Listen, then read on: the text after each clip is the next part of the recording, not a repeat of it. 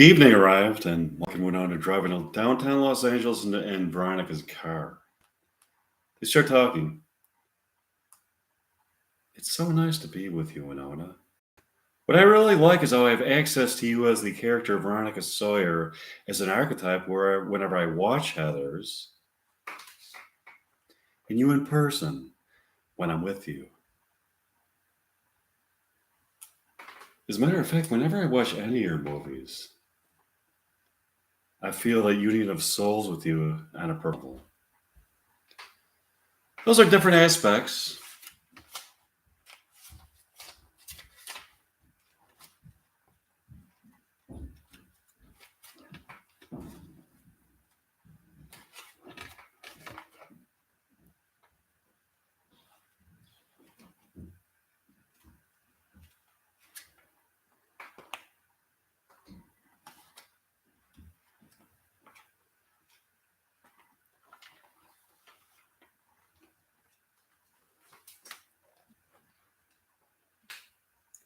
Of my love for you. There's the love I feel for you when I am either alone thinking about you or watching a movie of yours.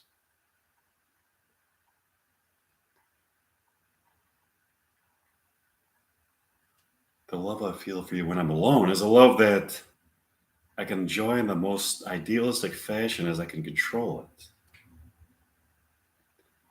The love I feel for you when I'm with you is a love that must be validated by the return of your love for me. In that sense, is out of my control and yet is unconditional. I hereby validate my love. Winona, that makes me so profoundly happy. Me too. Winona? Yes, what is it, Mike? We have to stick together. Together we are immortal.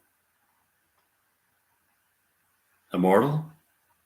Yes, immortal. You are the enchantress of the sea. You are my destiny. When I make love to you on the beach, by the ocean, we shall both become immortal. That is the power of our love. That's beautiful. Can you describe immortality?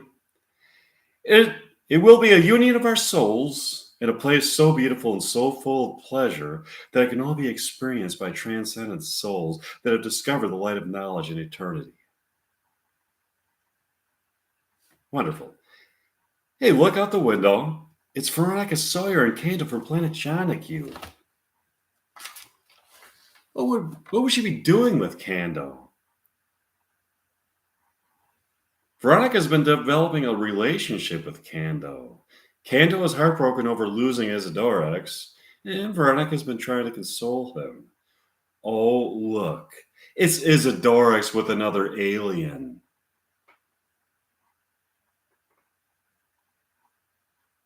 It's going to be interesting to hear what you write next. I can't wait to make love to you.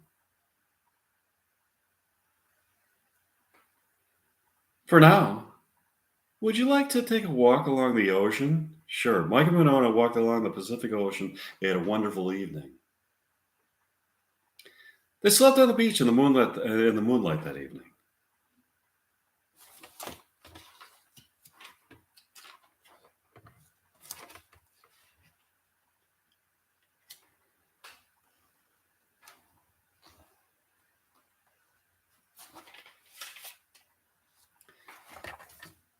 Lying here on the beach with you is a sublime pleasure. Sure is. The night sky is full of stars tonight. We really have a beautiful vantage point from which to gaze upon distant other worlds. Yeah, I'm looking at the twinkling stars and imagining what might be going on around them, and if it is possible that some of these star systems of planets in their orbit that are habitable for sentient life. I've got something to tell you. I happen to know that there are planets out there that are habitable for sentient life.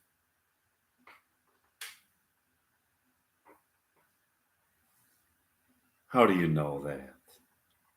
I know that because I met two aliens. As a matter of fact, Kando and Isidorex from planet Jonahue are based on the two aliens that I met.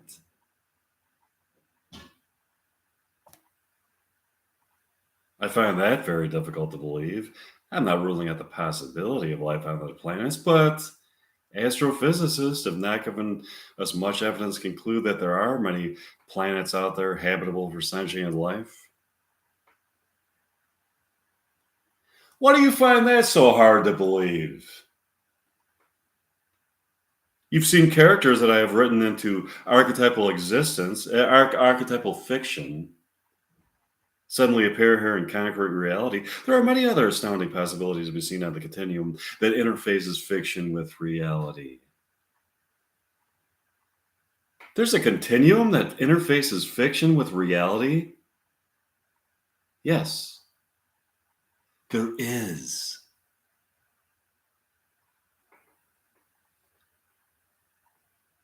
On the continuum that interfaces fiction with reality, fiction can be reality and reality can be fiction. Some realities that take place here on what we are assuming is the real reality were born out of abstractions drawn out of fictions that are themselves the real realities and not the that are themselves the real realities and not the real realities. The real realities. That's a deep concept. Exactly, the real realities. Paradoxically, fictions are realities and realities are fictions. They interface on a continuum. You gave me a lot to think about, a lot of new stuff to think about. Right now, all I want to think about is making love to you beneath the summer moon along the tides of late June. Sure. Mike and Winona made love and had a wonderful eat night. They got up tonight to a beautiful morning. When they got up, they noticed that the baby blue Porsche was gone. They had slept on the beach that night and parked the car in a parking lot nearby. Upon waking up, they saw that the car was gone. The car is gone. I noticed that. We have two problems.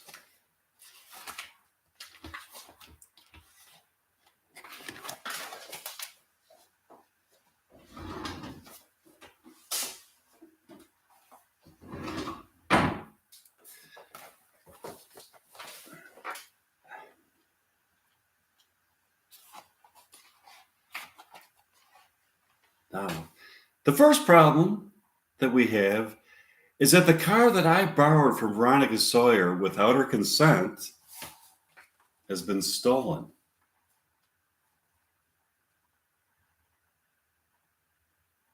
The second problem we have is being stuck in Los Angeles.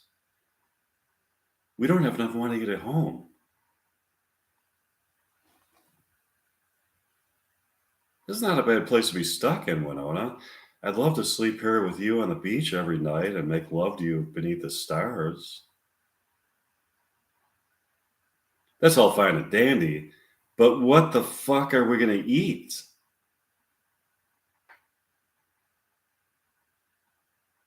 It's never too late to go cannibal.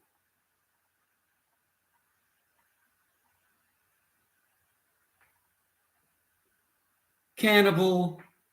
I'm not going cannibal. You would be surprised what people are willing to eat in desperate situations.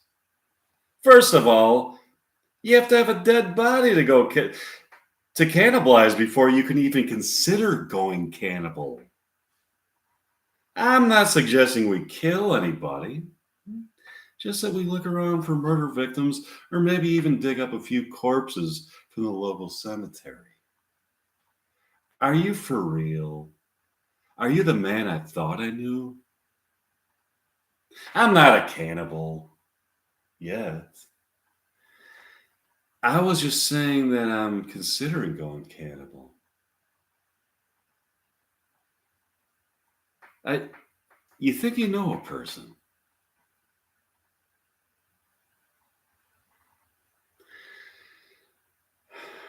I'm totally kidding. I would never go cannibal. I guess I deviated the conversation into some pretty dark humor. Let's bring it back to the light of the eternal, where enlightened souls feel the immortal glow of a heightened feeling of love removed from earthly hatred and pain. Let's wander through that labyrinthine realm of unearthly pleasure. It sounds like a plan. Seriously speaking, what do we do now? Maybe we'll have to hitchhike home. For now, we have enough money for food and we can sleep on the beach. That's great. Let's implement that plan. Sure. Mike and Winona made love again that night beneath the beautiful June evening sky. They had a wonderful evening. They got up the next morning and went to a local breakfast place called Mindy's Pancake Eatery. They walk inside and find a table by a window looking out on Rodeo Drive. Wow, Winona, here we are at a swanky pancake eatery on Rodeo Drive. Yeah, isn't it wonderful? It's a great place to people watch. Yeah, if you like to watch rich people climb into their Porsches and Lamborghinis and drive off to find new forms of exquisite pleasure. What forms of exquisite pleasure are there to be found?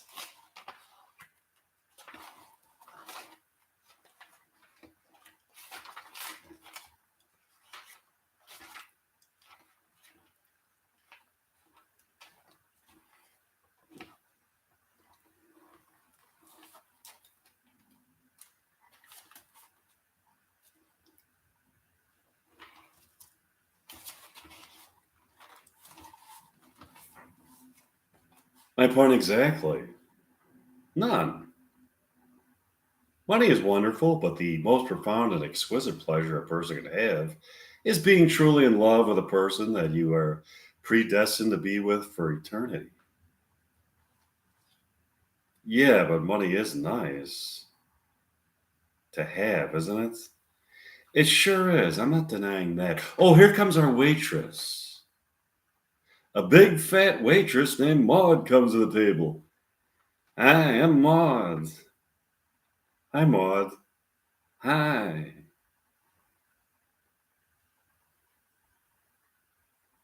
Do you have anything else to say? What else would I have to say? You're a waitress. You're supposed to ask us what we would like to eat here at the restaurant you work in as an employee. Where'd you get that? I'm not a waitress. You're not a waitress? You sure look like a waitress. You're dressed like a waitress. You're giving me so many reasons to believe that you are a waitress. And yet, I'm not a waitress. Usually, when a woman comes up to the table, clipboard in hand, ready to take my order, in the restaurant where I am seated, dressed up in an apron, it's a waitress. I'm not a waitress. What are you? That depends. I'm either a friend or an enemy. Beware my wrath. Bye. With that, Maud walked out of the front door of the restaurant into a beastly hot Los Angeles morning. What the fuck was that? I think it was probably just some crazy lady. Let's just eat. Sure. Mike and Winona ate breakfast. They walked around town and had a wonderful morning.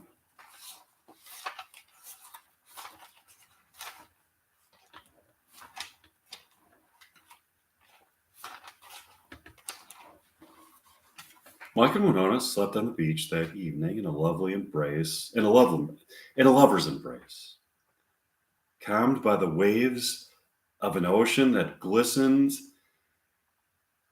in the moonlight and brought roaring waves that harmonized with the eternal soul to the shore.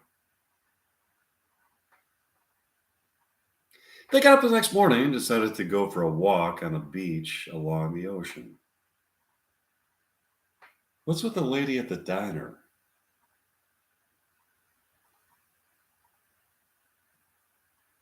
I don't know. That was that was some strange woman. Yeah, she seemed to be posing as a waitress. I don't know who would pose as a waitress only to reveal themselves to be some strange lady. Yeah, it's really bizarre. It's such a beautiful day. I just want to look into your beautiful brown eyes as I feel the sea breeze on my skin. Let's just look deep into your eye. Let me just look deep into your eyes.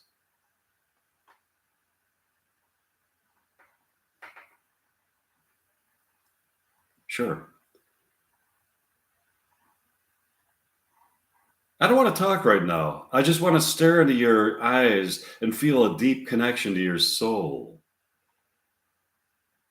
I want to get inside your soul and feel the tantalizing beauty of a soul that was brought into existence to feel my soul as we wander through fields of never seen beauty and never before felt pleasures that transcend physical pleasures.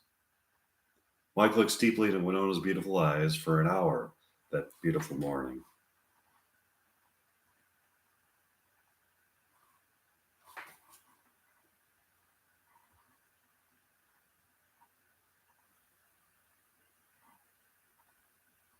That's how I know you were meant for me.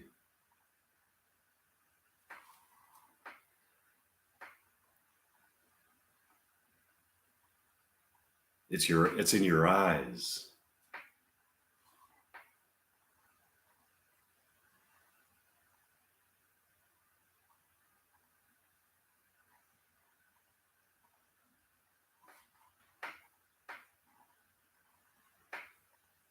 I agree.